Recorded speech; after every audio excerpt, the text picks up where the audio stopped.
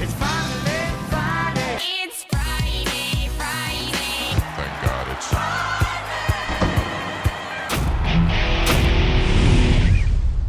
All right, welcome back to the Friday Show, presented by Woodbine. I'm Scott Jagow, along with Ray Paulick. So glad that you could join us. Coming up, we'll talk about something that happened at the Keeneland September sale this week. But first, it's hard to believe this, but tomorrow, the road to the Kentucky Derby starts. Once again, it's already here.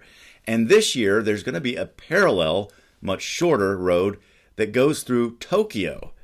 Ray, what do you think about this? I don't know about a shorter road. That's a long road from Tokyo to Louisville, and you've got to build a bridge over the water. I mean, this is going to be a bigger challenge than building the wall, I think, on the southern border. But I think the whole idea of Churchill Downs doing this is they're all about racing. They're all about, reaching their hand out to the international racing community and say, let's do something together for the betterment of the sport. I don't believe you think that. There's no way. What do you think this is really about? You didn't buy that? No, I didn't buy it. All right.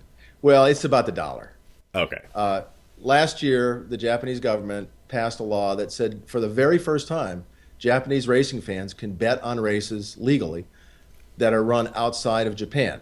That means starting this year and possibly this fall, races like the Arc de Triomphe, the Breeders' Cup Classic, Hong Kong's international races can be imported into Japan, which is one of the, if not the most lucrative wagering market for horse racing in the world.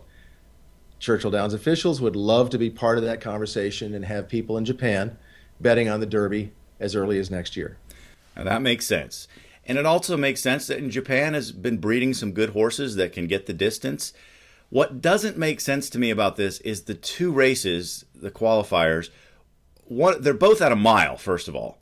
And one is in November and the other one is early in 2017. So that flies in the face of what Churchill has been doing with the new Road to the Kentucky Derby, which is reward horses who can get the farther distance and also run well close to the Derby. That part I don't understand. Well, these two races are not the championship races in Japan for 2-year-olds or 3-year-olds. Their best racing occurs on turf. And they had to find 2 dirt races, so I'm not sure how many dirt races there really are that would qualify. Japanese horsemen have proven they can win everywhere. They've won in Dubai, they've won in Hong Kong, they've won in France and England. They haven't won a big race on the dirt here in the States, whether it be the Breeders' Cup Classic or the Kentucky Derby.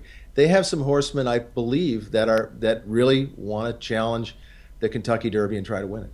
Yeah, and I think that's great. And Lonnie, who was a Japan-based horse who came over this past Triple Crown season, ran in all 3 races, and he did pretty well, actually.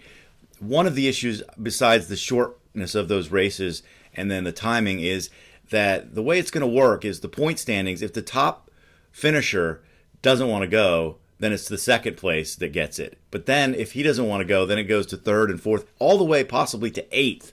I don't think that's likely to happen, but that's not a good look if the 8th place finisher in Japan gets a guaranteed spot in the Derby.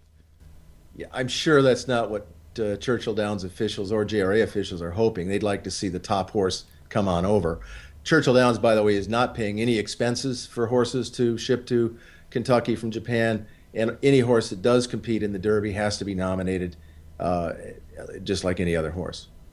What do you think of this idea? Take our poll on the website paulickreport.com and let us know.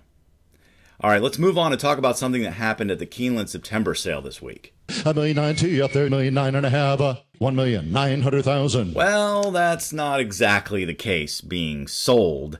Ray, what happened here? There was a mix-up. Mandy Pope, who owns the colt, owns Havre de Grace, thought there was a lower reserve on the horse. When it was entered into Keeneland's system, the reserve price was much higher, and the bidding stopped at $1.9 million, so she had to buy the horse back at that price. Keeneland has a system that the reserve price goes into a computer, they print it out, they have the consignor sign off at that reserve price, and that's the reserve price that was shown to the consignor, the person that consigns these horses for Mandy Pope. Yeah, to me, this is all about transparency. In other countries, they actually announce during the bidding when the reserve price is met, so people are aware of it. If Mandy Pope hadn't heard that the reserve price was met, whatever lower number it was, then she could have said something. The other thing that bothers me is that the live bids probably stopped coming in at some point, and the auctioneer is just bidding up to that number, 1.9 million, with imaginary bids. People don't exist. That's troubling to me because we want new people to get into thoroughbred ownership, and when the process is not transparent, then I think it's confusing. I think it's confusing by design, potentially. Yeah, a lot of owners have gotten in the game and have not understood the sale process. And frankly, the sales process allows some people who are very unethical to do things to new owners, to fleece them, if you will, because the process is so confusing. But it's a lot better than it used to be. I hate to lean on that, but it wasn't that long ago that Keeneland and some other sales companies didn't even put when a horse didn't sell. They would list it on the sales results sheets with a fictitious name. Back in 1969, Neil Armstrong was the first man on the moon. And 2 weeks later, lo and behold, he was listed as the buyer of a horse during the Keeneland sale. Someone in the Keeneland press box that worked for Keeneland at the time thought it was funny. Let's have Neil Armstrong buy this horse.